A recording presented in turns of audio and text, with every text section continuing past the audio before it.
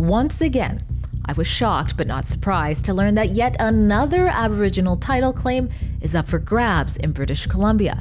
This time, it appears our socialist NDP Premier David Eby, with the blessing of Prime Minister Mark Carney, of course, is about to hand over up to 11% of the entire province, and in one of our most mineral-rich regions. I'm Drea Humphrey with Rebel News, bringing you more on what I could find out about these secret land-back negotiations our Premier is having. And that means you'll also hear from my interview with BC Conservative MLA and Indigenous Relations and Reconciliation critic Scott McInnis.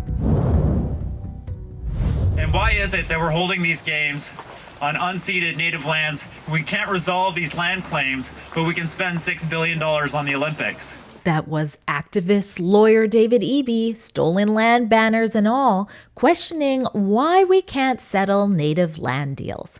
Flash forward 16 years, and it looks like the NDP Premier now has that problem solved via secret backdoor negotiations where the vast majority of the public are the last to know.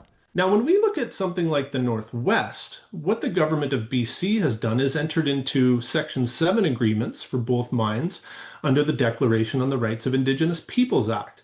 And it says plain as day in releases from the Tahltan Nation that without their consent, or let's call it their permission, these projects do not move forward. The Supreme Court of Canada has been very clear that consent is not mandatory. A duty to consult is, and those are two very different frameworks for which to operate. The government has entered into these Section 7 agreements, which are in our opinion, unconstitutional based on the decisions made by the Supreme Court of Canada going back to 2004. Are you starting to see a pattern? That pattern is within Eby's NDP.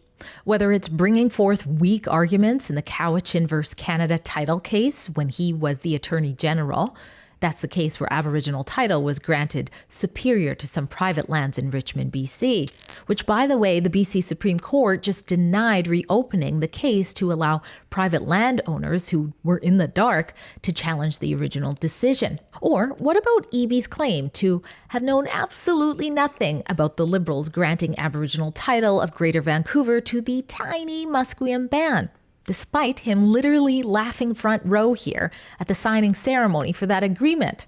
And who could forget the Haida Title Lands Agreement, where the NDP handed over sovereignty through Aboriginal title for all of Haida to that nation. Eby called that the highlight of his life, even though that agreement left non-band member private land and business owners under the authority of a banned government they can't vote for or against. But it will also be an example and another way for nations, not just in British Columbia, but right across Canada, to have their title recognized. That's right.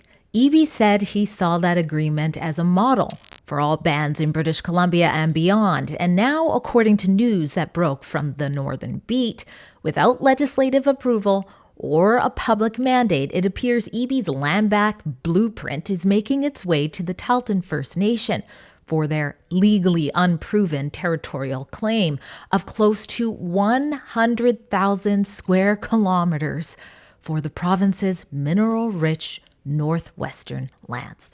You know, there is quite a significant foundation agreement, which has been under negotiation with the Tahltan First Nation for many years. And we are under the presumption, as are many in the media, that there is negotiations for Aboriginal title in the northwest of British Columbia. And I know, as you know, Drea, there are tremendous natural resource deposits in the Northwest. It's quite a substantial amount of our provincial, resource deposits and wealth is located in this region.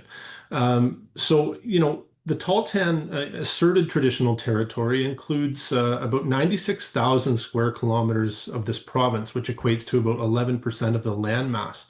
So essentially, I think it's quite imperative that the government, come forward and explain to us if, in fact, in this foundation agreement with the Tahltan, if there is a negotiation for Aboriginal title to be recognized, what does that encompass? Because this is a significant amount of land in British Columbia.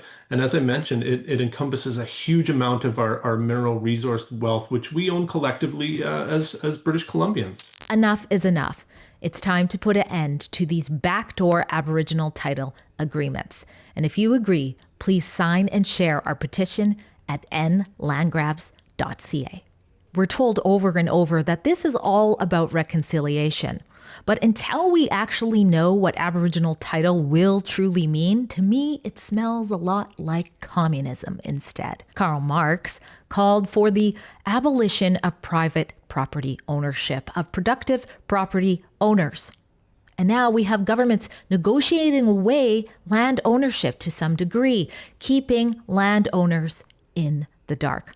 But hey, that's just my opinion. And because MLA Scott McInnis is the opposition critic for Indigenous relations and reconciliation, I wanted to get his opinion on whether he thinks these Aboriginal title agreements are actually advancing reconciliation. First and foremost, in opposition, we strongly believe that whatever idea of reconciliation is to take place, it involves all British Columbians, all 5.7 million of us. Now, that doesn't matter if you were, have roots here from thousands of years ago, or you moved here yesterday. This process for which we call reconciliation involves every British Columbian. But we do not have a strong understanding of a plan that this government is taking with regard to reconciliation. That leads to confusion. That leads to people being distrustful of the process. What this strips down to, Drea, is the government has a duty and an obligation to be open and transparent about what is the most critical file in front of British Columbians today. And time and again, they choose to take a secretive path to roll things out on a Friday afternoon or to roll things out 6 months after an agreement is signed. That is not how you get public buy-in to what is such an important piece of our province moving forward. Drea Humphrey for Rebel News.